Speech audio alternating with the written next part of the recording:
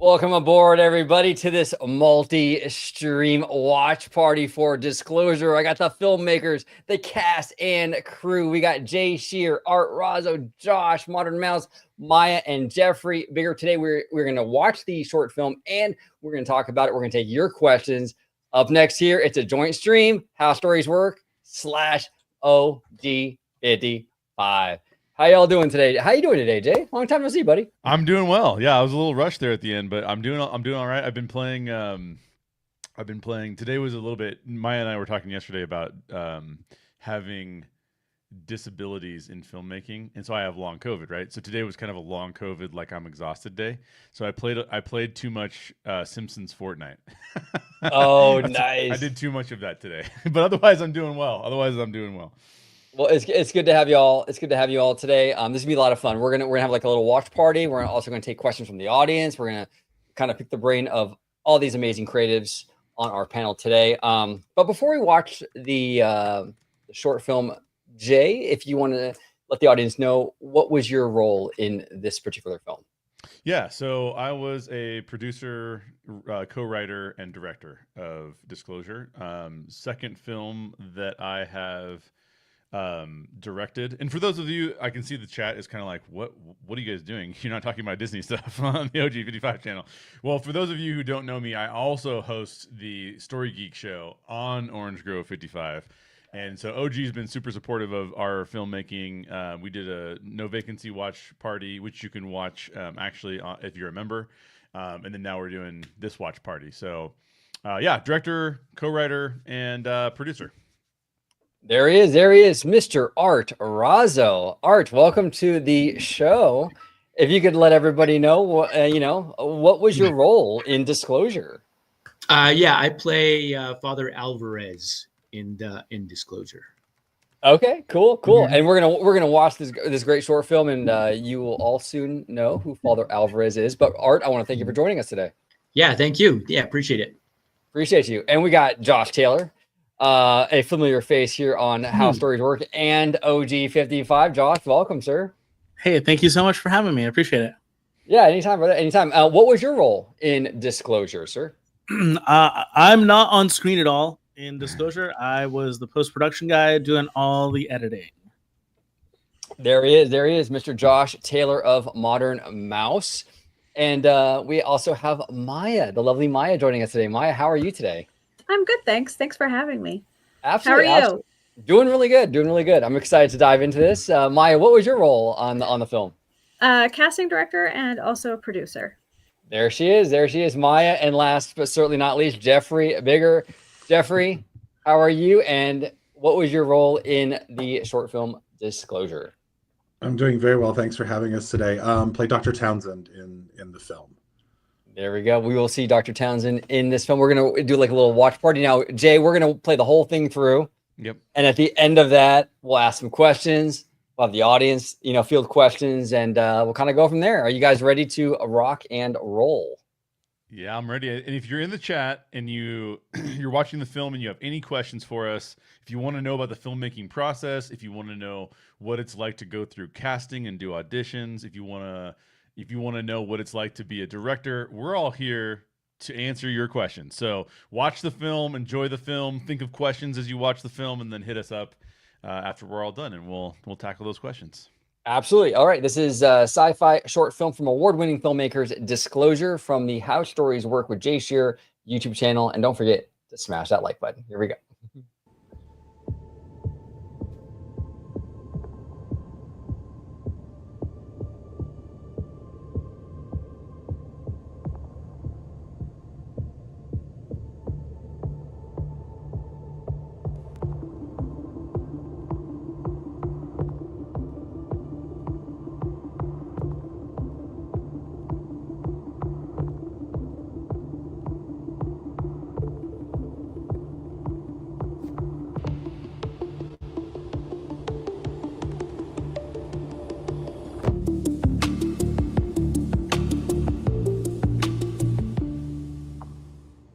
Where would you like to start? I propose we open with the little green men. UFOs and the associated paranormal phenomena? I don't know, it's a very broad topic. Are you a Catholic, miss? I'm only here because the top brass sent me a nasty gram when I declined the first time. So you tell me. I've tracked down information that many people find uncomfortable, but sometimes the truth is uncomfortable. Wouldn't it be easier if you just point me in the right direction?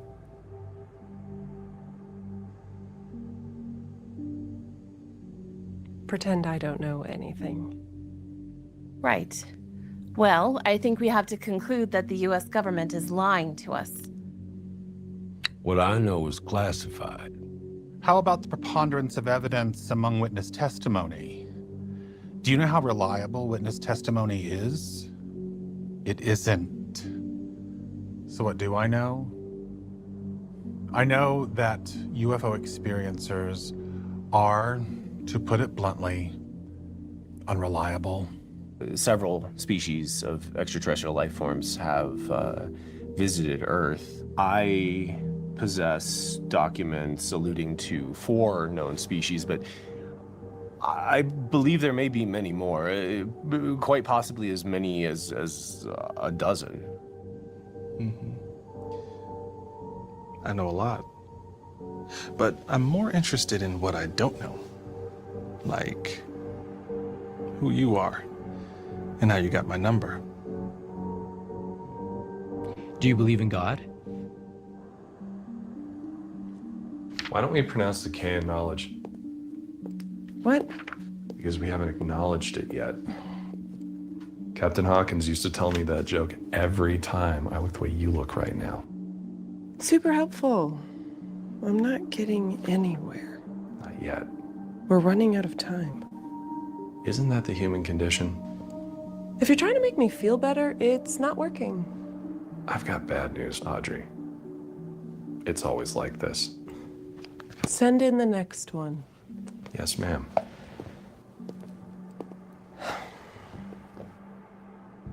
I'm going to need evidence. Details, please. According to the people that I've interviewed, the trustworthy sources, not so much the kooky ones, the most compelling evidence I've found is in crash retrieval. Evidence?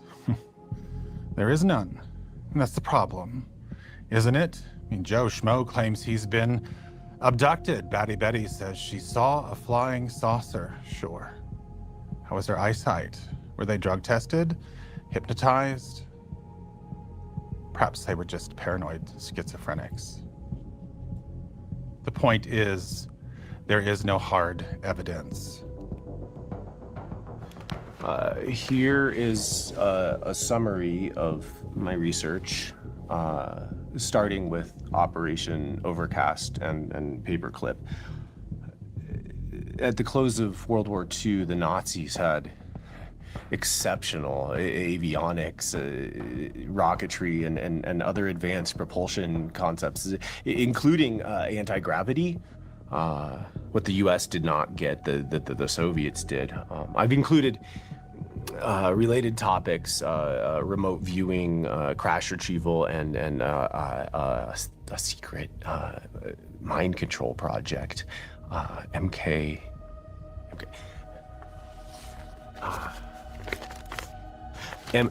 Ultra.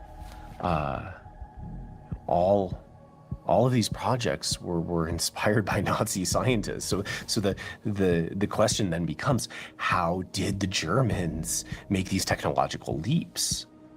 Oh, go sticking your nose in where it don't belong, lady. What is this, some kind of congressional oversight bullshit? Well, it's a waste of time and money, especially mine. In case I haven't been clear, let me just say it again. It's classified. You do know what classified means, right? They sparkled like topaz, and all 4 looked alike.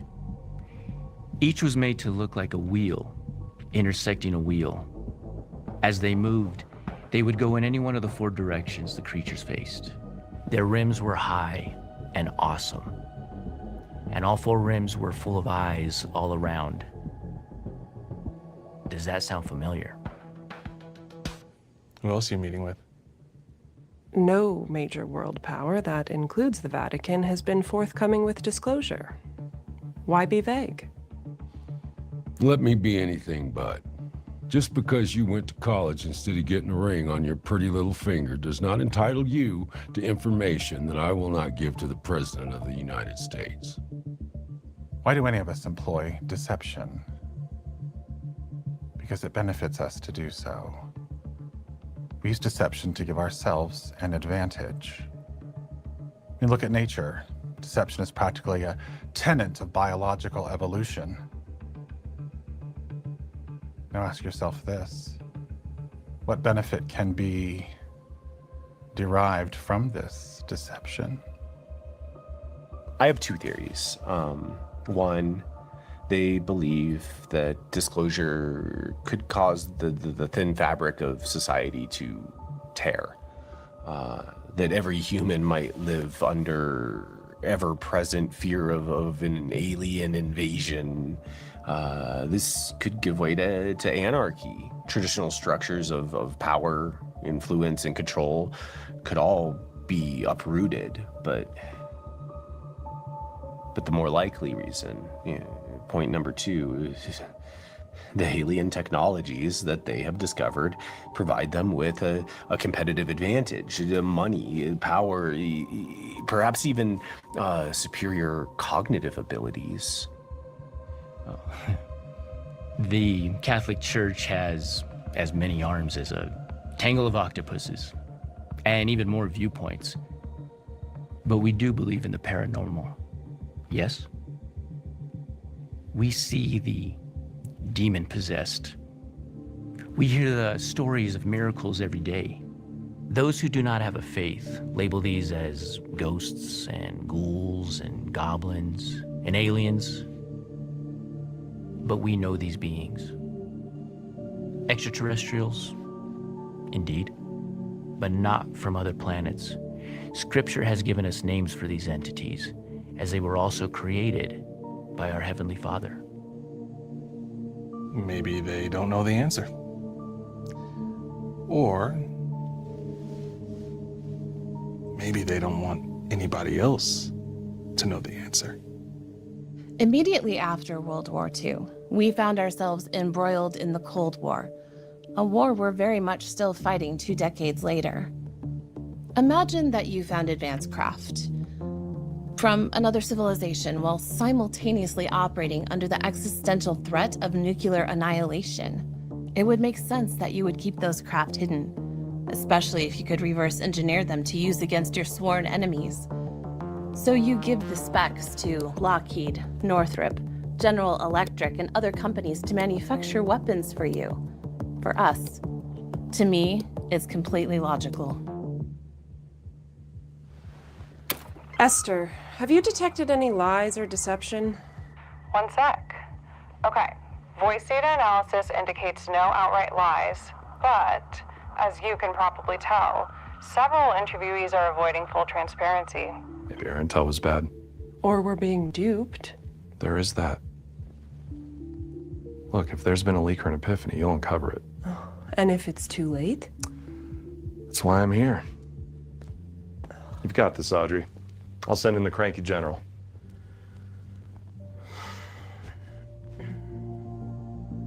What else could explain this phenomenon? What do you think I'm gonna say? We're done here. I think it's a combination of things. Some people are seeing advanced classified military aircraft. Others are seeing natural phenomena. I do think there's a spiritual component, but that's my personal opinion. And of course, others are just hallucinating. I do still think there's a compelling case to be made that we've been visited. That's what my research suggests. Drug use, alcohol, mental disorders, weather balloons, frisbees. The list is long. There are no alien life forms. Is it possible God created other beings on other planets? Sure, it's possible. But this is a spiritual war, not a cosmic one. I have done research into swamp gases, ball lightning, advanced military technologies, many other topics, but I find these explanations less than satisfactory. Of course, hoaxes and fabricated stories are common, but the data clearly points to UFOs and aliens. Feynman said it better than I ever could. I think it's much more interesting to live not knowing than to have answers which might be wrong. Thank you for your time.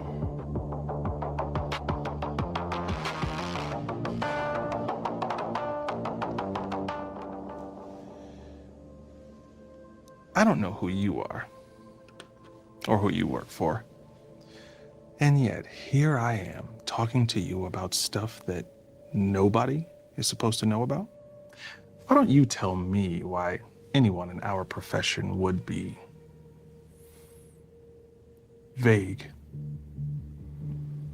Because the holes in stories get filled with useful misdirection? And how am I supposed to fill the holes in this story? What are you not telling me? I think I told you everything you need to know. Belief. It's a funny thing, right? You and I, we're free to believe anything we want to.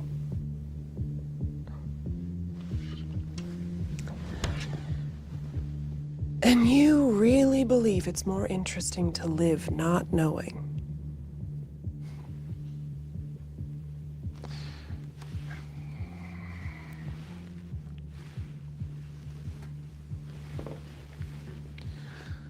Look up the Feynman quote. Comes in handy in our line of work.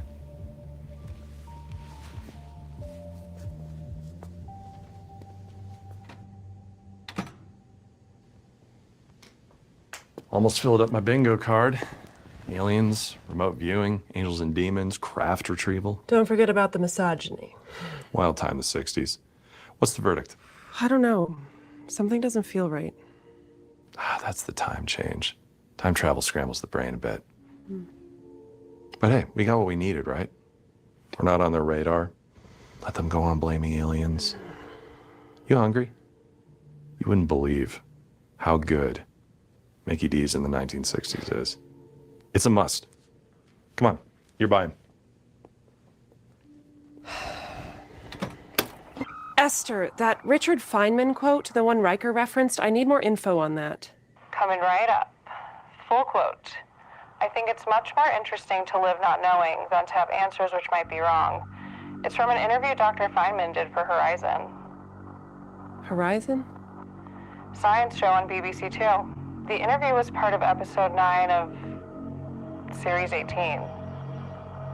Esther, when did that episode air? Sorry, this can't be right. When, Esther? November 23rd, 1981. But, Audrey, how is that possible? Shit.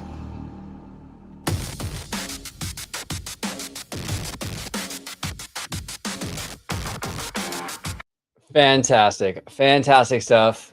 Really cool. Jay, I want to start with you. Okay, so this is a fascinating topic. We've talked a lot about alien stuff on my channel with the pyramids, all this kind of crazy stuff. What was your inspiration for this? Because like this is something that I think taps into like that human curiosity factor quite a bit. And I mean, I want to kind of tap your, I want to pick your brain as to what was sort of like your mindset going into this. So mindset going into this was, I, like you, listened to a lot of podcasts about people talking about paranormal things, right? Whether it's, so one of the inspirations for this film is me listening to all of these different perspectives, and I can name people, right? Like Art's character, Father Alvarez, is not based on a Catholic priest, but is based off of a scientist who happens to be Christian, and he's studied the topic and says, I think it's angels and demons, right? Well, Kelly Forster's character, Dr. Shire, she plays the lady in the white dress. Her character is based off of Diana Pasulka, who's a UFO researcher, ufologist, right? So I'm listening to all of these podcasts. I've listened to like dozens of hours of these podcasts, right? And what I'm trying to do is I'm trying to go, we all really enjoy this topic. What is it about this topic that we enjoy about it?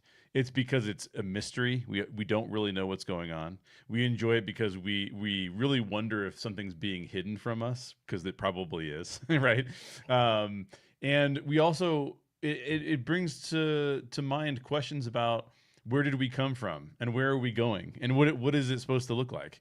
Now, obviously, you've seen those of you who just watched the film, you know it's about some time travelers who are actually messing with people, and you know, I've written a time travel book before, so I have a lot of things that I've been collecting over the years, and it just right now the disclosure stuff is so popular and so compelling that it felt like the right time to make a film like this. 100%. You're right. Right now is absolutely the time with, Three Eye Atlas, all this stuff. It's like everything is like very front and center right now, even in the mainstream media and what have you. You know what I'm saying? Now, the one thing I really loved about Disclosure is how intimate. I guess that's the word I would use. How intimate it is when I'm looking for stuff like this. When it comes to the universe, aliens, things that tap into my curiosity and my imagination. I like my imagination to sort of fill in the gaps. I'm not drawn to like the CGI, like crazy alien, this, that, and the others. I like the more like, let's tap into what you're curious about. And that's what this film does really well, where it's like, there's not a bunch of CGI. You don't see a bunch of aliens and ships and all this stuff. It presents ideas and perspectives about the possibilities. And I think that's fascinating. I love that about this film. You know what I'm saying? Yeah. For me, that's why I watch a lot of this stuff, like on Netflix or whatever, about all this, because that's what really gets me going. It's not like the big crazy Hollywood CGI alien ships, all that. It's like the what if factor, you know? Oh, totally. I love that. Yeah. One of the things, I mean, when you listen to a 3-hour podcast where somebody's talking about all of these things that are going on, what my job is as the co-writer of this and the director is to say, can I distill down 3 hours worth of conversation into a perspective and get that across very quickly, right? And so you're taking these like larger conversations and distilling them down into like maybe their most interesting parts, right? But there was a question in my mind about this all takes place at one table. It's my kitchen table, by the way. I love it. And it all takes place at one table. And how do you make that entertaining? Because it could be super boring. And I'm sure some people would find it super boring. It's like people just talking about stuff. But I found listening to 3 hours worth of a podcast, multiples of those, really fascinating because the topic was so interesting. And so when you put these perspectives side by side, and when you have Art say something like, this is a spiritual battle, not a cosmic one, and you have Jeffrey say something like, there's no such thing as aliens, right? What that does to me is it says, this is one viewpoint that somebody has, this is another viewpoint somebody has, and now I instantly create conflict. And one of the reasons we shot it looking direct on at the audience was because I was actually trying to create a little bit of conflict in the audience. Like, are these people asking me to figure out which one of them is the one that like I should trust and I should like and I should like listen to? And so you're just trying to play with all of these dramatic elements in order to create a narrative film. And so you do the best you can. But this was a super fun project, and everybody brought their A game. So it was really fantastic to work with this cast and crew. Well, yeah, and you're right. You have all these perspectives in this film. You have the religious perspective, the kind of the naysayer perspective. You got like the nerdy perspective, like, no, it has to be aliens. I got all, but all that stuff plays into the audience trying to like figure out like, where do I stand on this? You know, Exactly. am I the nerdy guy who thinks aliens are for sure? Or am I more on the religious side where it's like, no, these are angels and demons? You know what I'm saying? I love that because it taps into, and that's what makes it for me so interesting, because it taps into that human like curiosity, you know, and it gets the audience involved, like Pandora 576 says, psychologically, you know, and I love that. Now, your character, Father Alvarez, to obviously took a much more of a religious angle on this. What were your takes on your character in terms of like, you know, I mean, is this vastly different than your own beliefs, or how did this character separate from how you are in terms of this topic? Yeah, well, I had never really looked at like these subjects from a religious aspect. And so, you know, because I've seen podcasts too where there's like evidence of flying objects and all these things. And, you know, I've talked to people. I talked to this one guy in Roswell, just he had lived there all his life. So I kind of asked him what had happened back then, because he was a kid and all these things. So once I read the script and saw where I was coming from as Father Alvarez, I was like, well, this is interesting because what is this scripture? You know, so I looked that up, and then, okay, well, what is the perspective of it? And why is that perspective? Why is it from the religious aspect that it's angels and demons and not aliens? You know, where does that come from? So you dig a little bit more and dig a little bit more. And so, yeah, that was pretty new to me. So that was very interesting to research for the role, was all that new content. And that's what I like about the film overall, because to somebody watching it that doesn't know that, they're like, well, what does that character mean? Or what is, you know, if they don't know what Operation Paperclip is, well, I want to look that up, or MK Ultra, you know, so it has all the perspectives, but it also leaves a lot of questions and interest. And the same thing for my character. Well, what entities am I talking about when it comes to what scripture says? You know, so I think anybody watching, it gives them a whole bunch of different doors to go down to, I don't know, just find out where these characters are coming from. So yeah, it was a brand new perspective and a very interesting one, because I've even continued to look into it from that perspective since we've finished shooting. So, you know, it's a lot of fun. Yeah, it was really cool. Yeah, I mean, and that's the cool thing I think about, you know, being an actor too, probably, right? Where like when you take on these roles, you kind of learn about things maybe you wouldn't have researched before, right? So, and this is a case where, like, you know what I'm saying? So it's fascinating. For sure. Yeah, You know? that's one of the fun things about acting is, yeah, whether you're doing a historical piece and you just never studied the Old West in that part or whatever, or in this case, religion that in depth, or scripture. You know, I had to look up looked up what the scripture was. So never heard that part of the Bible. You know what I mean? I've heard other things, you know, there's famous sayings and prayers, but you know, this, yeah, it was, you learn so much as an actor when you take on a role, and that's part of the beauty of it. I love that. I love that. I got real deep when Jay did a live stream a few days ago. I asked him in regards to the religious aspect, you know, like what if other civilizations on other planets, do they have a Jesus type figure on those planets, Right. you know, and like, how does that Right. all work? Right. Because we have Jesus here, we have scripture and all this stuff. Right. But like, you know, another planet with other beings, like, did God create another kind of Jesus type figure to kind of teach them certain lessons or whatever? And that kind of, I kind of go down that rabbit hole mentally, like, wow, that's pretty fascinating. You know what I'm saying? Yeah. So I love that.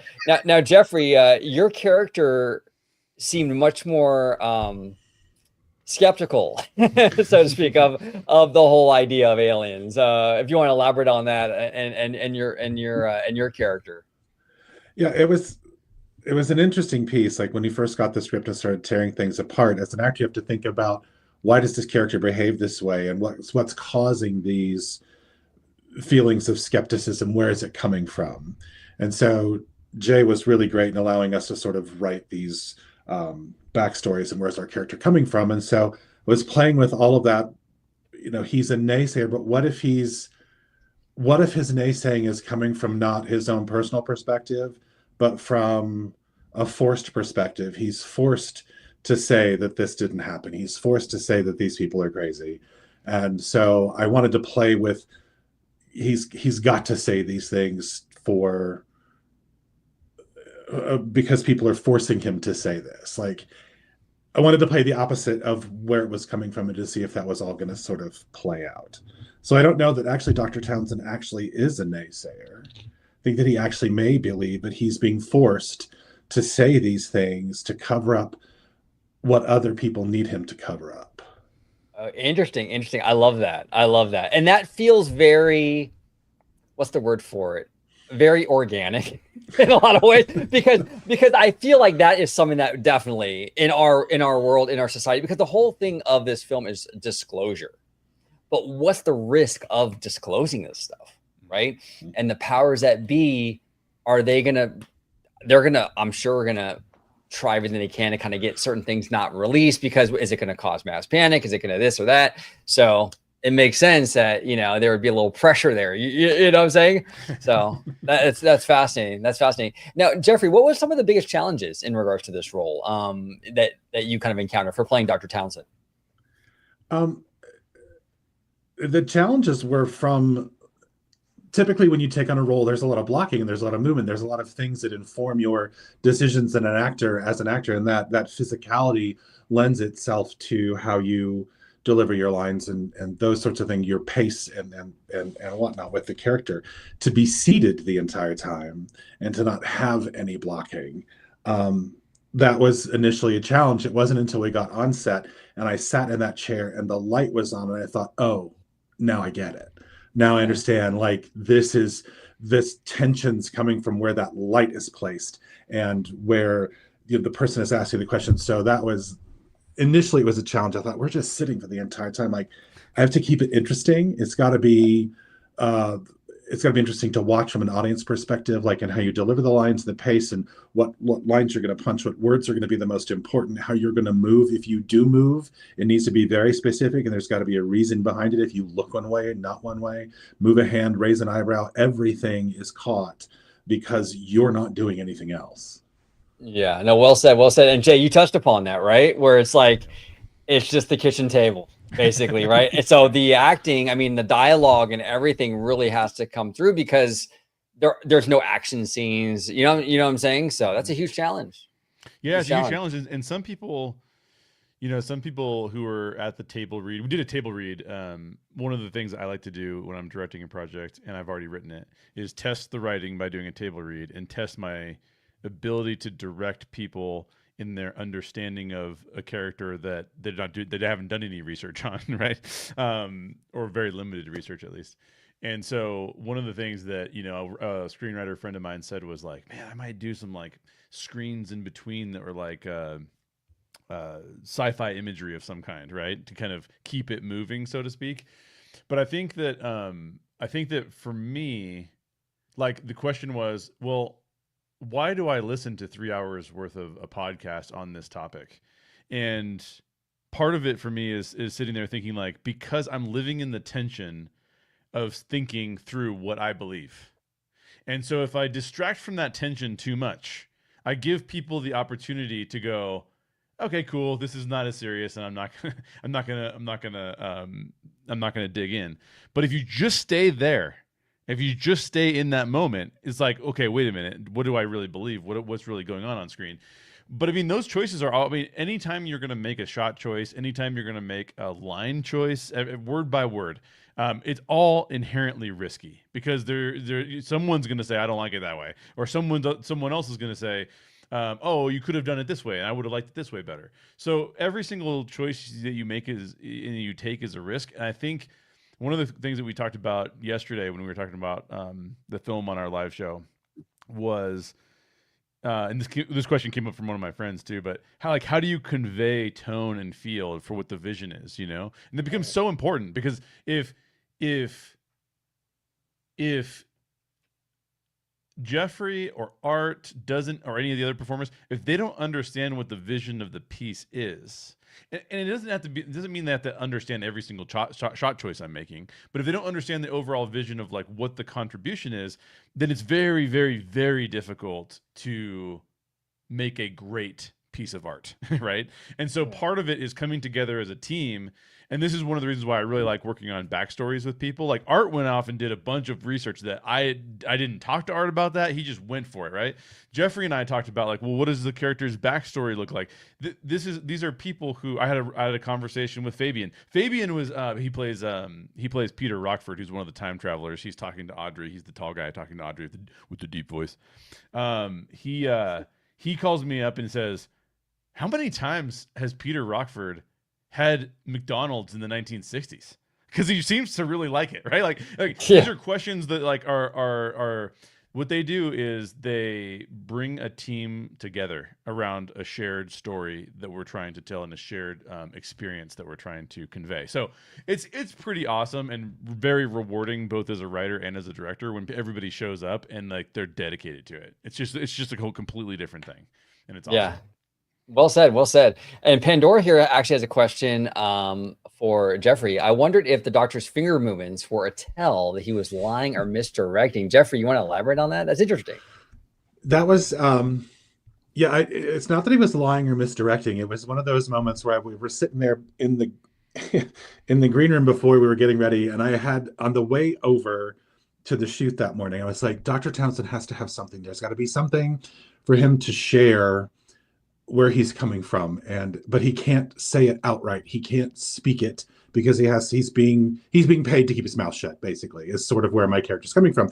And so I thought, what can he do that can sort of allude to that? And so I asked Jay, I said, what if he taps out SOS with his finger on the table? So it's like, this is what I can't say anything, but that is SOS in Morse code on the table that I'm tapping out. And so it's sort of like, help, I'm tired of covering up all this nonsense, and I can't tell you this, but I can tap out SOS and maybe someone will catch it.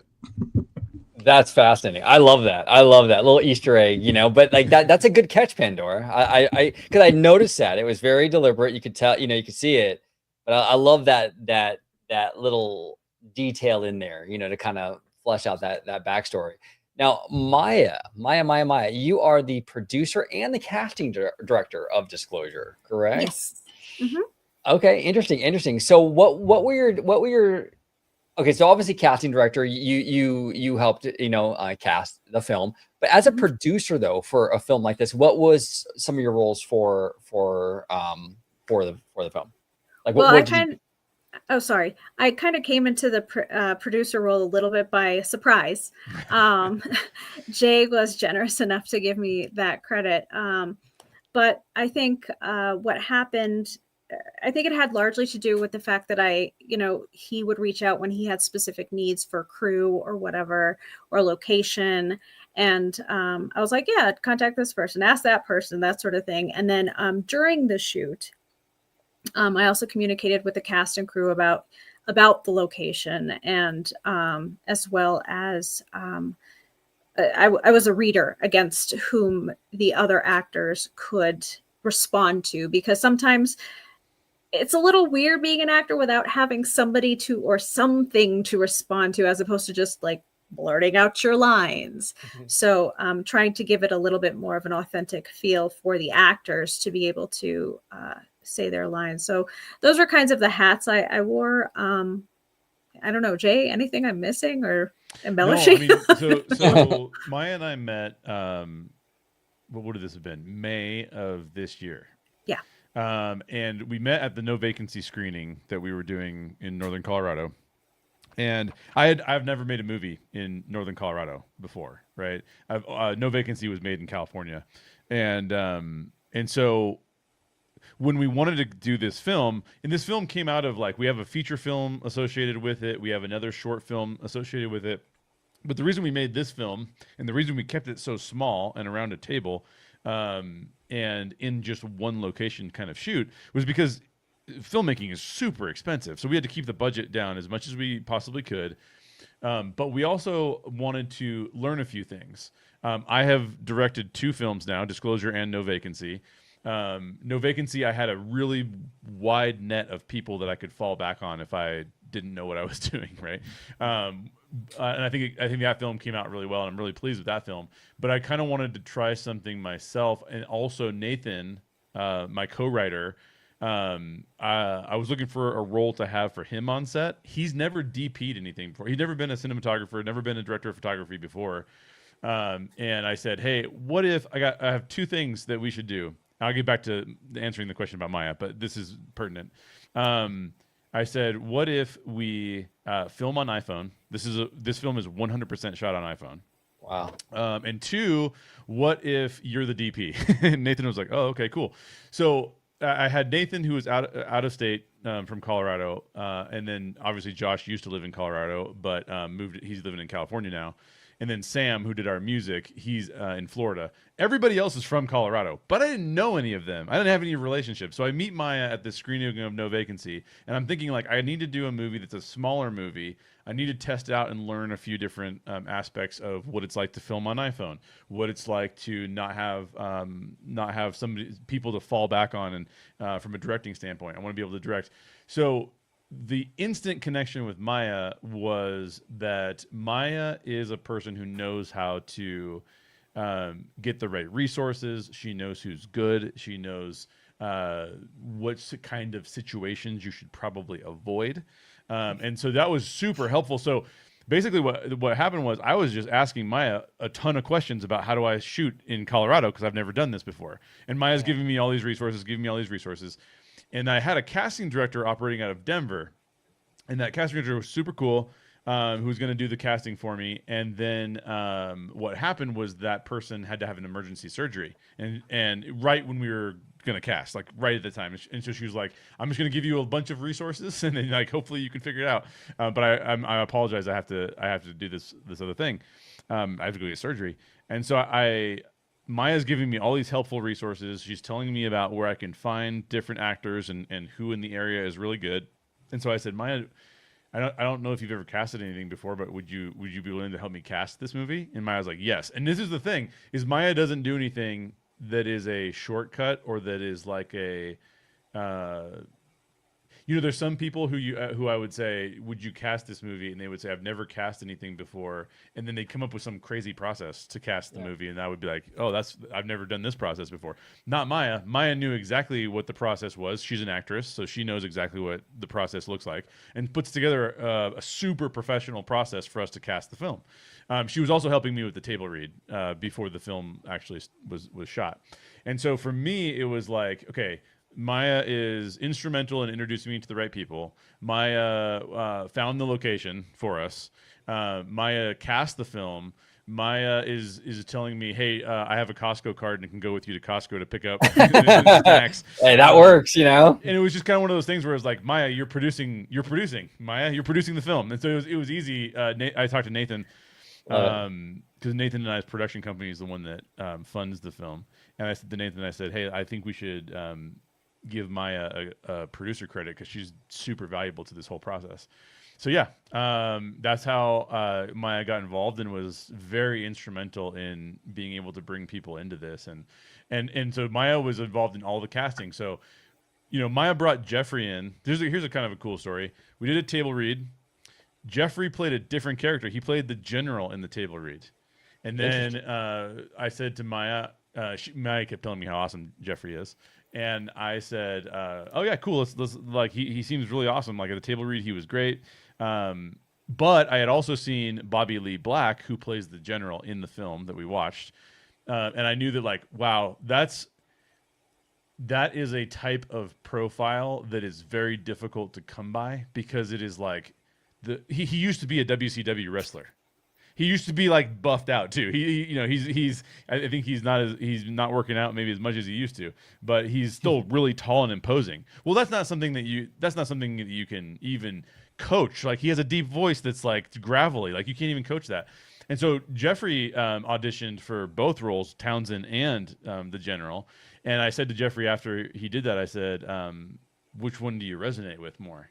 And he was like, "Oh, I like Townsend." I'm like, "That's awesome because I can go to Bobby for the general." And now what you're doing is, Maya was very helpful in this too, is you're putting together a group of people who where there's a level of, I'll say differences in them. I could use diversity, but that has connotations that are just related to race and ethnicity. But I mean all around the board, right? Do we have people who, when they sit at the table? I mean, one of the things I love about Brett's performance, Brett plays Cyril, who has the folder.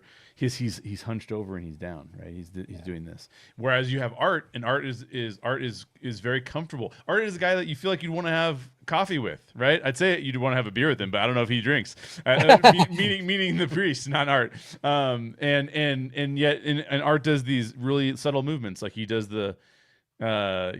this movement, and then he also says our Heavenly Father. I love these little idiosyncrasies that they bring, but each one is bringing a very different kind of thing, and that's what you're looking for. Because what you don't want is everyone doing the same thing. Everyone doing the same thing is suddenly boring, right? And so you're looking, and in this film, there's not a lot of stuff they're doing. They're doing very minor things. So you want those minor things. I mean, one of the things that Jeffrey said, we did a premiere in Fort Collins, and I don't remember exactly how you put this, Jeffrey, so you can correct me, but he said something to the effect of like, "Oh, look, I did the eyebrow thing," and I'm like, Jeffrey, I love the eyebrow thing. Like in a person who's staying that still to do something like that means something, because he's sending you a signal about what he's trying to say and what he means. So I think that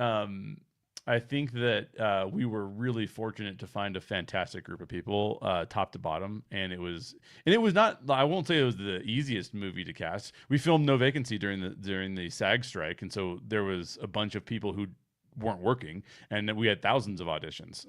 We had dozens of auditions, but those dozens of auditions were great, and it was even hard because we had to exclude people that were fantastic, you know. Well, Maya, I want to ask you about that, like, because obviously going into a film, right, when you're casting, I'm sure you have like each character has a certain, you guys are looking for a certain thing that, like there are certain characteristics of each character that you're looking for. With Disclosure, how different did that end up being? Because I'm sure also there's a lot of flexibility, right? Like sometimes you might go in there with like this idea of like, we want the character to be this, that, and the other, but then someone walks in and you're like, well, actually, that actually works even better. Did you notice that? Like there was a lot of instances where like what you guys had on paper might not necessarily been what actually worked best for the film. There were some cases, like you said, where the person walked in, it's like, okay. So for example, for Rockford, there were, I think 3 or 4 that we were like, we really like their take. Like it was very close. And, each one did bring something different. And, the kind of conversations that Jay and I had regarding the Rockford character, it was like, okay, it looks this way on this person.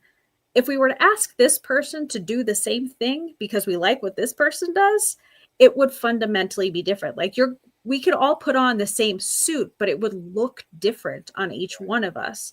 So that's kind of one of the beauties about the casting process, is just even the same interpretation looks so wildly different. But then there were some reads where I was like, oh, I was not expecting that. That was interesting. And so then Jay and I would go back, and Nathan and I would talk about like, oh, what did you think of this? So we had the initial auditions come through, and we reviewed the tapes, and then we decided, okay, we really like this take, or this was really different. I kind of want to see what they would do if I gave them some different direction. And that kind of also becomes part of the process. Is like, that was an interesting take. I like their vibe.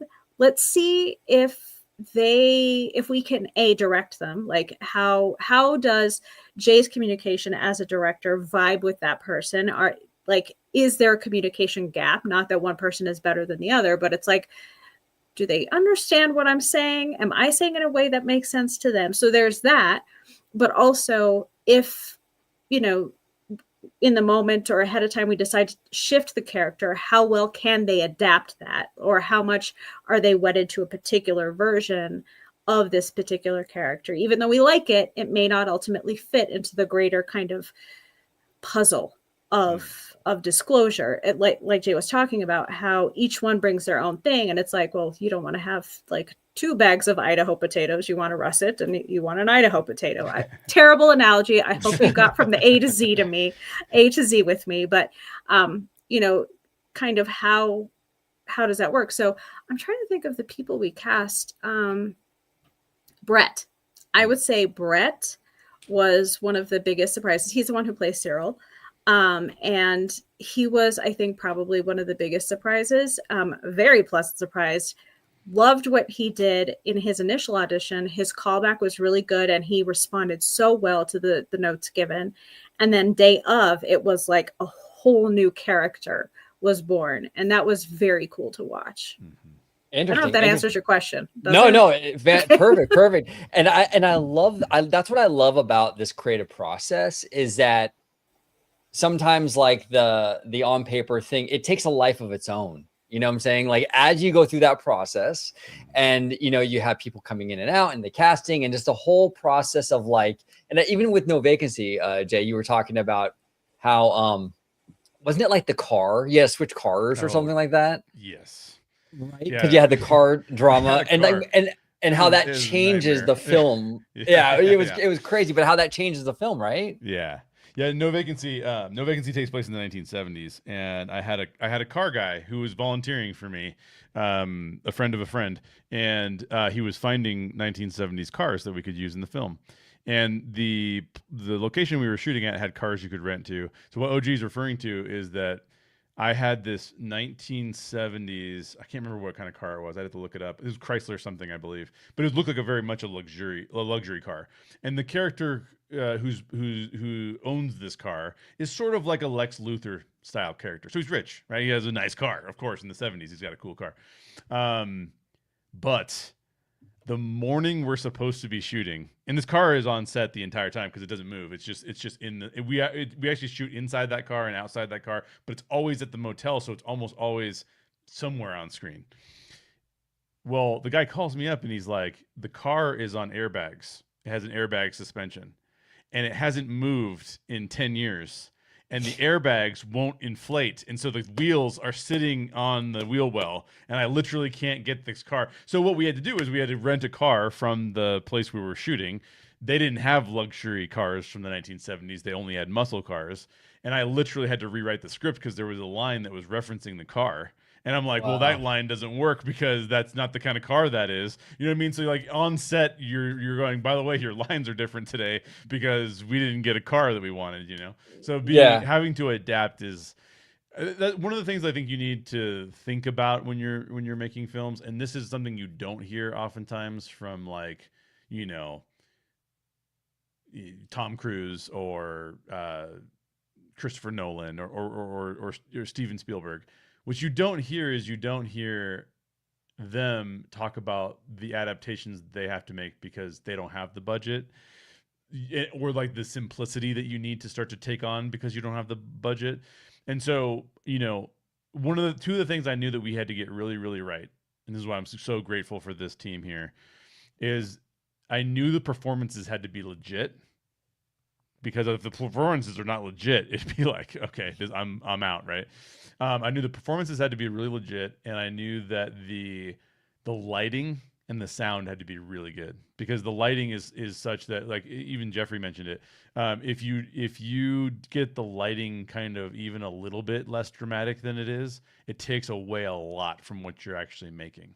And so, just going into the film and knowing, like, I can only do so many things, and I can only do so many things at this budget really, really well. What are the things that matter the most in this situation? And I think I even document some of that stuff. I'll even document, like, if I need more time, these are the scenes that I need more time on because these are more critical than these other scenes, right? So things like that, I think, go into the planning, but you never know what's going to happen, and sometimes the car doesn't show up. So you know, exactly. It is what it is. but that's, I think a lot of times those restrictions birth a lot of cool creativity. I know we talk a lot about theme parks here on OG55, right? Where it's like, even like cool things like the Haunted Mansion stretching room. That cool effect was birthed out of the logistics of having to get you underground and beyond the berm and under the train tracks. You know what I'm saying? But it's a cool effect, and it's like iconic now. Yeah, but that was birthed out of necessity, right? Yes. Which is fascinating to me. And so sometimes those restrictions sort of create a lot of cool creative opportunities. I know our friend Bricky talks about that a lot, but he's absolutely right about that, where, so I think that goes for theme parks, but also filmmaking, It does. So, and then sometimes you try things that just don't work. We had a gimbal shot when Audrey stands up at the table. Well, actually, we see her standing. The very first time that she stands up at the table, we were going to do a gimbal shot where we're behind her, she's sitting in front of us, and we see the light, and we see her. We're looking at her back, okay. And we were going to take the gimbal, and as she moves back, we're going to move the gimbal back, and as she stands, we were going to stand with her, and then we were going to go around the table with this gimbal, and it was not working, man. Like, we were like, this is a cool idea, but it is not working on this in the way we're doing it. It is way too complex, and this room is too small to pull this off in the way we would kind of like to pull this off. So one of the things I think is really fun about filmmaking is you get to try stuff. And as long as you have like a plan A and a plan B, you can try the thing you want to do and then fall back on the thing you're like, oh, this will still work, but and that happens even in the edit. So like with Josh, in the script, the intro sequence is different. The exit sequence is different. When they all get up and leave is different. And then Josh had to be like, okay, I'm going to try and creatively solve some of these things, which I'll let Josh talk about. Yeah. But another thing we also tried in the edit that Josh can talk about was we really tried hard for when Jeffrey sits down. He's the first person that sits down, and the Reclamation Society is on the screen.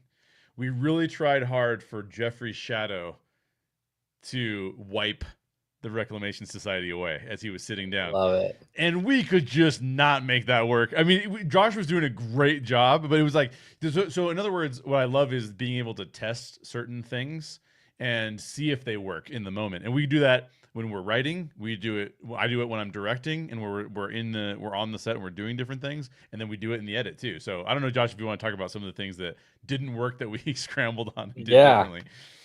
Yeah, the editing process is massively important in filmmaking. Josh, you want to like kind of elaborate into like what you kind of encountered here with Disclosure? Sure. I mean, I'll finish off the story here, like right with just that opening shot. Jay wanted a title to be a certain size, which it shouldn't be tiny. Realistically, he wanted it to be a certain size, and the way that Jeffrey comes across the screen, left like just a little bit of the last letter in Disclosure, right? And like I could wipe it away, but it wasn't a natural fit of his shadow wiping it away. So it was just like, oh, he's wiping it away, and then there's just like a weird fade in the background. And like a little tiny bit of the letter somewhere. And I moved the lettering around so many different times. And eventually we just were like, Jay was just like, just put it in front of him, and let it fade away. And it is what it is in the film. I really wanted it to be that. That was like an idea that I brought to the table, and I tried to work on it like so many times. But in doing something like this, the challenge of it isn't, can you edit things quickly together? It's like, how much room can you let this breathe? Yeah. Versus how quickly can you get the pacing of this film going? Because it's 15 minutes short. 10 minutes of it is people talking at a table. It could be very uninteresting, it could be very slow and boring. And so, thankfully, Sam had a great soundtrack that went along with this. But like while I did it, I didn't have any of that music, so I just kind of had to feel how quickly can these people talk at this table while you gain the information that they're trying to say, but not getting bored at the same time. So I was just trying to find that like right pacing of it, and referencing, Jeffrey tapping on the table. Art does these great like head gestures, and then there are other people, like when you talk about the general at the table, he's very stoic and very still. So trying to find like the juxtapositions of people's movements and actions towards other people who are much more still, and allowing those personalities to kind of come out as well. That was all something that was a big part of the edit. And like was being said before, because this is a still camera at a table, there's a challenge to that. And really the challenge is to be able to invoke those personalities and allow all of those small gestures to matter as much as possible. Yeah, no, that sounds incredibly difficult to do that, because you're right, of like there's a lot of pressure on this, because like you said, there's not a lot going on. It's just a table, and the performances and the editing process plays into all that. So there's a lot of pressure on your plate, Josh, to kind of get that right. And it's crazy to me. So when you went into this, you didn't have the music. So you were editing. Yeah. I mean, like, typically in a film, like you wouldn't have the music or sound effects or anything until much later. Wow. In that way, it allowed me to kind of just feel out the pacing of these characters. In a weird way, it was like the silence allowed it to be more of a horror movie, suspense kind of thriller than maybe it ended up turning out to be. Just because, like, for example, Art has like a lot of these really great hand movements that are much more proper of, of a character like that. Because he's of the faith, like it just feels like, oh, he's a really nice guy, and he seems, as he sits down at the table, are you religious? And he's smiling at you, but like as it goes on further, Art starts to scare me, because he starts like quoting, doing all these quotes and like looking down the camera and being like, do you get it? And because I didn't have the music, it was like, oh, this is kind of scary. I want to linger on this longer. And I was hoping that Sam would kind of, pick up with that with the music, which is great. He did, like Jeffrey does a lot of these hand movements, the tapping on the eyebrow and stuff like that. And again, because you're looking down the barrel of the camera the whole time that everybody's doing it,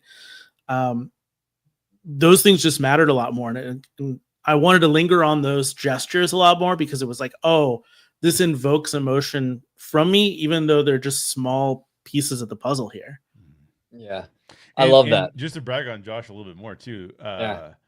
So Nathan had never been a DP before, and Josh does amazing YouTube videos, but hasn't worked in short film like this before.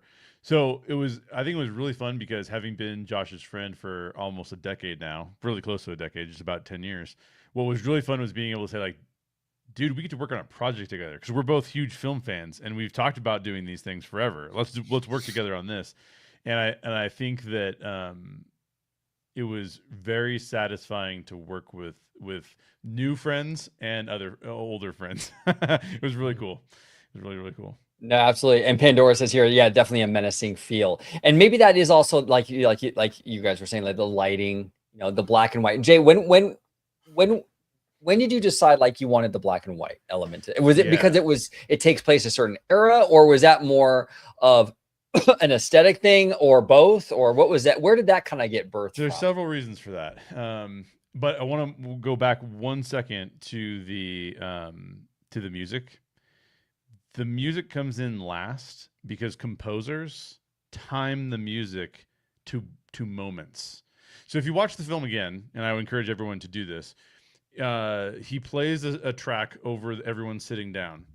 And then as soon as Disclosure pops up, you hear the track change dramatically, and it gets louder and it gets more. And he's doing that for dramatic effect, right? That's causing us to feel more like oh, this is meaningful that in a certain way. We also, like, when the track, I worked with most of my interaction with Sam was to give him the vision for what I thought like the track could sound like, and then also to come alongside and be like, hey, like the pacing of this track at this point is either good or bad or whatever, right?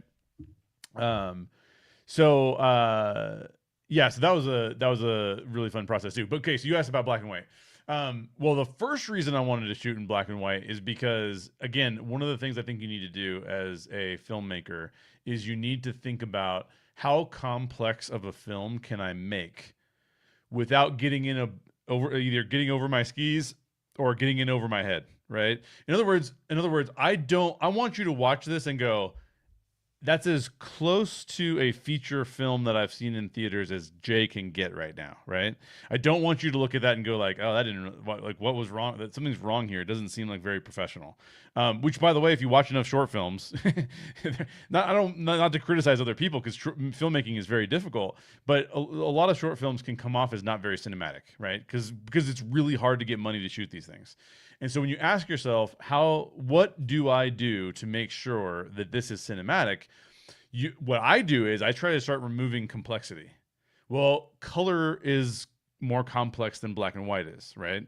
Especially when you're shooting on something that you've never shot on before, like an iPhone. I've never shot on an iPhone before. I need to remove complexity because I don't want to take something on and have it not look right. I want it to look good. Now, black and white also works because of the subject matter. It also works because of the style of lighting that we've chosen, and it also works because of the time period. So it's easy. It's an easy choice to make, to say like time period wise, look wise, drama of the shadows wise. I mean, we spent a lot of time. We spent a lot of time making sure that like I would look in the monitor. By the way, the monitor that's on my desk is the monitor that I brought to set because I didn't have another monitor. So I'm just going to use this one. I would look at, like, for example, I'd look at Jeffrey. I actually had two stories, one for Art and one for Jeffrey, and they can talk about the lighting too. I'd love to hear their take on it. But when I was looking at Jeffrey, what I'd always say is like, I'm okay if I can't see his right eye. If his right eye is in shadow, I'm okay with that. But I got to see that left eye if I can't see that right eye. Because if I don't see the left eye, then he's not looking down the barrel of the gun at me and saying like, there are no alien life forms, right? I'm like, oh, okay, wait a minute. So the artistry around lighting was intentional to add as much drama as you could possibly get out of that scene. And I would love to hear what Art and Jeremy, Art and Jeffrey think of this. But the other thing that I wanted to say about Art was we were having a really hard time with some of the actors because their eyelids, when you have top-down lighting, the lighting's coming down from here, just like my hat, right? If my hat's hiding my face, their eyelashes were shading their eyeball. And so I went to the hair and makeup and I was like, is there anything you can do to help with like the like, I don't know how to fix this problem. Do I got to change the lighting or can I change? Because we tried doing all these lighting changes, but sometimes you start to get to like, oh, that's cool lighting, but obviously like the panel is in the shot, so I can't use that. And so Jessica, our hair and makeup artist, came in and put mascara on Art, and we did that on somebody else too, because we were trying to get the eyelids to or the eyelashes to stay out of their face. But what did you guys think about the lighting? How did it? So Jeffrey, you mentioned it when you came and sat down, and like it felt dramatic. How did you play with the lighting on what you were doing? Well, like I said, when I came in and I sat down in the chair the first time and the lights were on, it changed everything because you couldn't see anything beyond the edge of the table. And so I could see Maya because Maya was my reader, but she was standing at the edge of the table so I could just see her, but I couldn't see anything else. Like I didn't realize you were using an iPhone until we were almost done because it was so dark on that other side of the table that it really sort of informed the performance a lot because it was ominous. When you sat down on that chair, you had this feeling of fear about who's on the other side. What are they asking? So it really set that tone and that mood. And I don't know that when I was sitting in the chair, I was aware of where light was hitting me.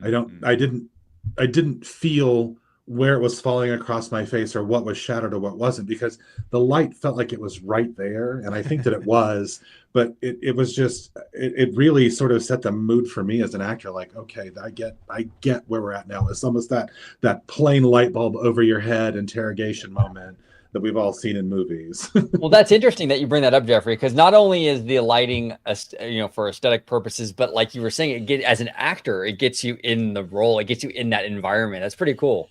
I like that. Yeah. I like that a lot. Oh, go ahead. I'm sorry. No, that was it. I was just going to say that there are things that you, the actor, can't prepare for until you're on set on the day, and you don't know what it's going to be. But there are many things, and there were times when Jay was trying to get us to see where the lens was. They were putting pink tape, so we knew exactly where the lens was, because as an actor, we're taught, don't look at the camera. Like, look off to the side, look this way. Do not look in the camera. But we needed to, and for eyeline, it was so dark you couldn't see. But that hot pink tape was able to like draw your eye right where it needed to go. But there are things on the day that you don't know until you get there. That's interesting. Art, what was your experience with the lighting situation and all that? Yeah, like it's like similar to what Jeffrey said, but almost like in an opposite way, because like I mean you're aware, like you could feel like the light and it's very dark, and you know where you're looking is very dark. But what I noticed and what it made me feel as the character was, or what I felt more than anything, was the darkness behind me. So it kind of felt like I was like my back was against the wall. You know what I mean? Like there was no, like I didn't have anywhere to go. There was like nowhere to run. So what I was like aware of and what I adopted as the character is like that blackness behind me, you know, and it's because of where the light's coming down and the limited light that is there because of like the interrogation scene. But that felt like the wall was like right up against my back. You know what I mean? And so that meant, it was just a feeling. It just gave me a vibe that as the character, like, this is very important. And like, but what is this also? Like, who is this person asking me something? But clearly this makes it very important, and they're not going to let me out unless they get what they want or whatever. You know what I mean? So it creates that sort of, when you put yourself in that perspective, like I imagine myself being in the waiting room and seeing like all these other people. And I'm like, why are they here? Why are they here? Like, why am I here? So then when you get in, it's like, but now you're shut off from all that. And that had everything to do with the lighting. So that's like similar to what Jeffrey said. It helps like inform your character of either the situation or the feeling where exactly you're at. Cause sometimes you just can't picture that when you're reading the script and you're on your way to the set. So yeah, like it's very helpful, you know, cause you could work off of that for sure. And then one other like small thing, what Jay reminded me, when they put the mascara on to like lift my eyelashes at some point, I don't know, I was doing something and Jay's like, are you all right? What's going on? And I'm like, a flake of that mascara fell in my eye or something, like, because I wasn't, you know, she caked it on to lift it. And I was like, I think I don't know. I can't remember what Jay said, but it was like, yeah, but anyway, it's because I got some mascara in my eye and I'm not used to having mascara at all. So it was kind of fun. Wild. Now, Remy D comes with a great question. This is fantastic. How much world building do you have to do in order to make your short feel organic? That's an interesting question, Jay. What do you think about that? I'm actually interested in everybody answering this question, but I'll give you my answer to start with. Sure. Anytime I think you're dealing with science fiction, and anytime you're dealing with things that are real world, it is really important that you get a lot of things correct. So two things: you have to have really good world building, but when it's a, you know, a piece that's about time travel, you also have to get the time period right? So like, for example, I'll tell you a couple things that came up as we were doing this. One of the reasons why Cyril's character pulls the folder back across the table and checks MK Ultra is because MK Ultra was not revealed to the national public until the Church Committee or the Church Commission in the 1970s. So the fact that Cyril knows this, one, it's interesting to the time travelers because they go, is this the guy that actually knows what's going on with time travel because he knows what the future, what's going to be revealed in the future? Or is this guy he's just so well researched and so in and knows who to talk to that he's discovered some of this information. So we're trying to create tension there, but you have to get that right. Because if you're watching and you know that the Church Commission didn't come out until the 1970s, like, this is 1966. This is wrong. You got it wrong, right? But even when we did the table read, you know, I think I had Northrop Grumman labeled as Northrop Grumman, and my friend, who worked for Lockheed, by the way, he's an aerospace engineer, goes, in the 1960s, by the way, I was doing some research and using AI to do the research, just like to search sites for me, and it told me that those were totally fine. So don't rely on AI. AI is going to send you the wrong direction. But my friend told me, like, hey, it was just Northrop and it was just Grumman. They didn't combine yet, right? Like it was not what was the term? There were several terms, like where you're like, you have to get all of those things right from a world building perspective. So that's the real history. From a science fiction standpoint, you have to have rules around time travel. right? Like so for example, this never shows up in the film. It shows up in the feature film a little bit, but we have a rule about time travel that time travel is done through wormholes, and those wormholes open up, but only for a certain amount of time. So like when you see Audrey and she says, I'm running out of time, like I'm not getting anywhere, it's because literally they're gonna have to go back to the future in not that much time, right? And so all of these things that are happening are part of a science fiction world that we've built. We were able to draw on, Nathan and I co-wrote a book, it's somewhere behind me. I don't know, I'll have to go find it, called Time Slingers. And it's more like an action adventure-y thing. It's not like psychological or anything. And we wrote that a long time ago together. But we drew a lot of like the research we had done on what time travel is and what the rules are and how the rules work we just said, hey, let's use some of those same rules in Disclosure and in the feature film that we have for this too. So Yeah. I'm wondering so even as I talk about that for Jeffrey and for even Josh with the edit, where do you draw in some of the world building because I know like you've both described that you built a lot of the world for your character yourself. So how did some of that stuff come about? It's born out of the fact of the actor process that there has to be a reason for what you're doing on screen or it doesn't make any sense. And not everything is in the script. And so there's a lot of information in the script, and I take all of that information, and that sometimes doesn't inform why you do what you do as a character. So you have to dig into a backstory. You have to create a world yourself. It's like I said, you can't just hate something because you hate something. There's a reason that you don't believe what you're talking about. And my initial stab at Dr. Townsend was he had issues with his parents. Like they were very woo-woo people back in the 20s because he watched them fall into that whole spiritual thing, and he was like, I'm not into that at all. And so he really went for the scientific route of stuff, but that still didn't inform the whole other pieces that I wanted to take the role. So then I had to flip it again, and then with Jay's help, we're able to do that. But I think in short, sometimes you have to spend extra time because you don't have the luxury of all of the time on screen to build that world. You have to bring the world with you as an actor or an artist and put that out there. So you have to do your homework to help inform the world that you're making. Well said, well said. Now, Maya, you were a big part in this world building as a casting director. I mean, that was a huge part of this world building. What's your take on that, on Remy's question? I wasn't involved in building the world as such on paper, but what I think was important was making sure that when we were reviewing people's tapes and looking at the callbacks and things like that was, do I believe this? Do I believe them? Is this, are they just spouting lines? Is this a caricature? How much of a caricature? Does that make sense? But also the character, when they put on that character, does it feel lived in? Does it feel, or does it feel authentic? Because the camera picks up not just your face, it picks up your eyes and the thought behind the eyes. So if one thing that happens a lot is you'll get so rehearsed in the lines, it becomes devoid of any thought and it doesn't look real. It becomes a little hollow and it just doesn't connect.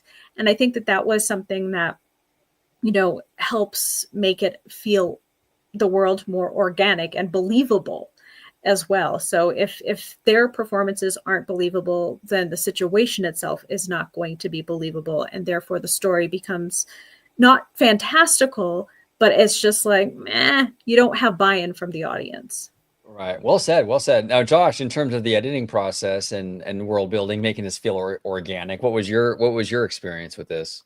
Yeah, I mean, like I've always looked at editing like a puzzle, so like I'm literally building the world, like I'm piece by piece putting it all together, and I feel like one of the things about the way that Jay writes and the way that he gave me editing notes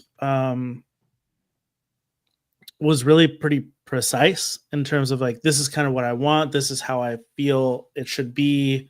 He was giving me exact takes from which to pull from. And, my first edit was exactly what he had put down on paper. And then I tried to eventually find different takes, put them in instead of what he had given me to try and find like a more nuanced personality approach from certain actors. And, eventually it got to where it was. I said this before, like, I feel like the end product is an homage to what Jay's first edit idea was. It really is kind of like, when I talk about world building in the editing sense, I'm talking about like, how much can I pack into such a small amount of time? As far as like, who are these characters? What do they mean? How do I get everybody's performances across while still trying to get to an end point that and not allow certain scenes, allowing like Jeffrey to outplay and become like the main character, or allowing the audience to ever feel like any one person is the main character. I wanted people to kind of like move along pretty quickly to get to that end point. Again, going back, Sam does a great job at kind of like giving a finality of like the first 10 minutes and kind of moving into this reveal at the end. And that's what I was kind of always moving for was how do I get to this reveal at the end, but also allow these people to flourish and show enough personality to where it does feel like, oh, we're in the 1960s. These people all have lives and they're all here for this specific reason. I have a very specific example of Josh with world building too, right? In the early parts of the script, we had when people are sitting down, instead of them sitting down sequentially one by one, we had it a bar of 6 people all sitting down at the same time. And one of the things that Josh did was that he broke it out into people sitting down one at a time. How is that related to world building? Because every character, if you go back and watch the film, every character hints at who they are by how they sit down. When Jeffrey sits down, he sits down and goes, I was going to cuss. Am I allowed to cuss, OG? Oh, yeah. You're fine. Jeffrey is sitting down and going, where the fuck am I? Right? Like that's Jeffrey's approach to sitting down. He's looking around like, what? Why am I here? And I'm about to put you in your place because you're trying to interview me for some reason, right? Whereas you'll notice when Art sits down as Father Alvarez, Art sits down and smiles across the table at his interviewer. You'll notice that when Kelly sits down as Dr. Shire, she sits down very prim and proper. Like I know my research and I'm here to talk to you about this. When Cyril sits down, he sits down and looks around like someone's going to attack him, right? And then when you see Jamal sit down as Riker, he sits down and is like, I already know what's going on. So just so you know, like I already know. And so every single person, and so Josh being able to say, I'm going to break out what I'm thinking to myself, I got to save time because we're going to do a lot of dialogue. So I want everybody to get into place kind of fast. So it's kind of like this kind of tiled look on the screen. Josh is like, no, I think I can actually build the world a little better because everybody is embodying the character and the character sends signal to us even as they sit down in a chair, right? So I think that's a way that editing really helps build the world as well. And actually, we tested a lot of different things about them leaving, but it's the same thing, right? Like the way each one of them leaves is, and having them be able to have like there's the empty chair and the people get up and walk off the screen either way was fun, like just playing with things like that. So Josh did a great job of world building even in the edit for sure. Oh, there's also another thing. This is something that Josh picked up on that was great. There is at the final scene where we're filming Audrey and she's talking on the speakerphone. There is a moment when she goes, I can't remember the exact line, but it's like when Esther, I think is the line, her hair falls down. Well, okay, on screen, you would think like, yeah, but that's kind of like a natural movement of hair. But when you're in the audience, it's so distracting because you pay attention to her hair as opposed to her face or whatever. So what does Josh do? He cuts back to the speakerphone just for that hair to fall and then cuts back to her, right? So there's all these little things of saying like, what's the best way this shows up on screen? And it's all these little choices that you make along the way.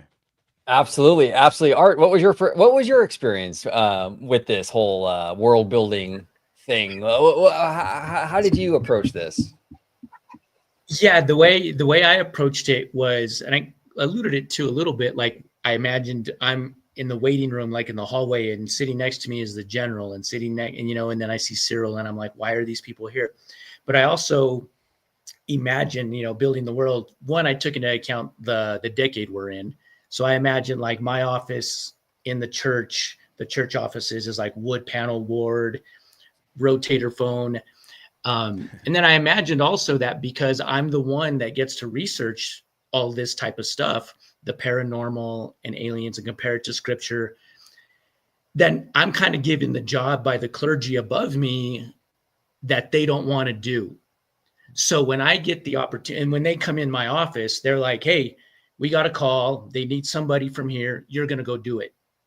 You're the one that reads up on this anyway. So from my perspective, I'm like, great. Somebody's going to listen to me. You know what I mean? Because the clergy don't want to. They're like, just, you do this. So now when I know I'm going to be interviewed, so when I show up and I'm happy to see Audrey, because I don't know her, but we're actually going to have a conversation about the stuff that I work on instead of just being, so, that kind of helps me be the nice guy in the beginning. Like, I'm happy to see you in a sense, even if this is kind of a forbidding or a claustrophobic scenario. And then by the end of it, though, I do want to get across the fact that, there's a spiritual war at stake here, and that does have to be serious. So I can come off friendly because, yes, I finally get to talk about it, but there's also consequences to this, and it is serious. And if you don't look at it from our point of view as Catholics or the clergy, then you're really missing something with whatever information all these other people have. So, when I go into like the world building of it, like Jeffrey said, where you're informed by the script and the scenarios, but there's other stuff there that's not there. That's like our job. And so for me to put myself in my office and the attitude of the clergy and the other people in the room, and I get to just be confused and excited at the same time and get to share my information, then all that building around it helps me as an actor to embody that character. So love it. I love it. And that's fun, actually. It's fun to do that. I love it. Pandora here says, will there be more to this story? Jay, are you able to answer that? Yeah, I can answer that. And actually, 7H John kind of hinted at that because they said, could it have turned into something like The Last Frontier on Apple, but for aliens? And yeah, this is what's called a proof of concept film. And so a proof of concept film is basically saying we're going to create a prototype of what a much bigger film might look like, right? The feature film is the big film, and this is the short film. And so what we're going to do is we're going to take this film around to different producers and different studios and say, hey, look, if you give us money, we'll make this film, and it's going to be a cool film. It's going to be a feature-length film. We'll hopefully put it in theaters or put it on streaming or wherever. And so, yeah, there will be more to this story. This story is like a portion of the feature film, right? Like there's these interviews, and the reason why they're doing this. It's still a group of time travelers looking to see if there's been a leak or an epiphany, meaning that someone has leaked time travel out to the people in the past, or they've realized that it's time travel instead of. So imagine, for example, the farmer who discovered the crash in Roswell, right? The government comes in, retrieves all the crash materials. Well, what if that was just a time-traveling drone from the future and not from an alien world, right? So those are the kind of things that we're playing with in the feature a little bit more. But in the feature film is a little bit more about Audrey's character and her journey into understanding who she's really working for, while also trying to figure out if there's a mole in her division. So the goal is that there will be more to this story. But it takes a long time to get through all of these things and pitch to people. And so it may take 10 years, but we'll try to make this story eventually.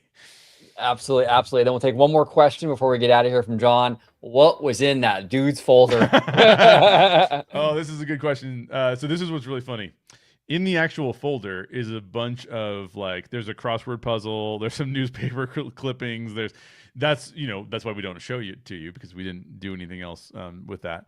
But what's in the folder, and he references this if you watch the film again, it's all of the research he's collected around UFOs and paranormal phenomena and secret government projects. Because what Cyril's goal is that Cyril's goal is to know what is not being told to us. In other words, Cyril's the guy you want to have lunch with if you're like, no, I really want to know what's going on, Cyril. Tell me all the things you've heard and all the things that you've seen. And he's got that with him, and that's why he keeps it so tight, because it's so important to him, and he doesn't want it getting into anybody else's hands. He gives it to Audrey for a second, and then he takes it back, right? Because he's like, I'm not sure if I can trust this lady. So that's kind of like what Cyril's character is all about, and that's kind of where the folder aspect of it comes in. There's an edit of this where because Jay shot multiple things, right? So there is like a static shot of the speaker on the table. There are shots of him passing the folder along, and ultimately, we had to have a discussion of like, does the folder matter? Does seeing this transition of folder from one person to another matter enough to the story that's being told, or is it a distraction? Does it just become distracting from what we're doing? And Jay kind of made that call of like, let's ditch the folder. So ultimately, like, what could have been almost better, or what is better, is not knowing anything at all. But like, there is a story out there where he passes the folder, they open the folder, you get to see what's inside of it, etc. And that's just non-existent. So that could have happened, but it didn't. There we go. Exactly. I want to thank everybody for joining us in the chat today, breaking this down. I want to thank Jay, Art, Josh, Maya, Jeffrey. This was a really, really fun conversation. I'm going to start with Art, and then we'll end with Jay. Art, thank you so much for joining us, talking about Disclosure. If you want to let everybody at home know where they can maybe find you on social media. Yeah, I mean, I'm on Instagram. The handle would be Arturo_P_Razzo. But yeah, thanks for having me. It was a blast. It was always good to see it again, and then to get to talk about it, and then hear other perspectives that I hadn't heard yet. I'd heard some perspectives, and then you're always learning more. So thanks for doing it. Yeah, appreciate it. Absolutely. Thank you for joining us, Art. And Mr. Josh Taylor, it's always good to see you, sir. If you want to remind everybody where they could find you on social media. Sure. Pleasure to be here as well. Not talking about theme parks or Disney movies. But you can follow me at Modern Mouse Josh on Instagram, TikTok, YouTube. YouTube's just Modern Mouse. I'm always editing videos over there. And so if you like talking about movies, animation, things like that, you can go follow me there. Or I've got a ton of shorts that are always going up on TikTok and Instagram. Those are mostly where you can find me these days. There he is, Mr. Modern Mouse. Maya, thank you so much for joining us today. If you want to let everybody at home know where they can find you on social media. Awesome. Thank you so much. Again, this has been awesome. I really appreciate it. Great questions too, everybody. Yeah, my Instagram handle is @official Maya Jairam, as it is spelled in the little box. MayaJairam. So yeah, that's my Insta handle, and I neither tick nor talk, and I'll leave the YouTube to the you people, not me. So yeah, just on Insta. I love it. Jeffrey, where can everybody find you on social media, sir? You can get me on Instagram at Jeffrey Bigger Actor. That's where I post all my stuff that I'm doing as far as this goes. And thank you so much for having us. This is great. I love talking process and all the things. It's just lovely to hear all this stuff. Absolutely. Thank you for joining us. And Jay, little fun fact here after we close out. you witnessed Josh get recognized at Disneyland from a cast member. That's pretty cool. Yeah, Josh and I were having dinner at the Craftsman bar, and one of the cast members came over and said, like, "Hey, I really enjoy your channel. You do awesome work." It was and Josh was very gracious and cool about it, and I was like, "Bro, you're getting recognized for being on YouTube. That's amazing." It was really fun. So yeah, I love it. Whatever. I love it. Jay, where can everybody find you on social media, my friend? Yeah, and I'm gonna say to Lucas and Disney, because he said something earlier that we actually didn't get to address, and he said way back up, he said, I'm wondering where the inspiration for the music kind of came from and like how that was all figured out. And Lucas, what I had told our composer was that I really liked what Trent Reznor and Atticus Ross were doing, because there was a lot of what they were doing with heavily dramatized things that were not necessarily action oriented, like The Social Network, and what they were doing with the soundtrack and making it somewhat chaotic but also somewhat exciting was really cool to me. And so that's an answer to that question. Is I kind of thought that was a good inspiration for it, and he did a great job with adding that. But yeah, you can find me and the film over at the How Stories Work with Jay Shear YouTube channel. I'm over there breaking down films, talking about films, trying to figure out how to do films better myself, and so I think a lot about these kinds of things, but that process of learning about how to think about them is what I'm trying to document on that YouTube channel. So I think I have recently done a video where I broke down the border crossing scene in Sicario. I did give you my top 5 alien movies. That's also one thing that I did do. My social media person told me that was something I should do. But yeah, no, I really appreciate everybody. Thank you, OG. Fantastic questions from you. Great hosts. I knew this was going to be a great time because we had a really good time when we did the no vacancy version. And I'm just really appreciative of everybody involved in this project. And I can't wait to work with everybody in the future. There we go. And yeah, if you're watching this on How Stories Work, you can find me on YouTube, Orange Grove 55, talking all about theme parks, a lot of Disney stuff, but we even dip into the corporate side with like Bob Iger and Josh D'Amaro, all that fun stuff. So check us out on Orange Grove 55. Jay, I think you need to help me with the closing out of the stream because I don't have access to that.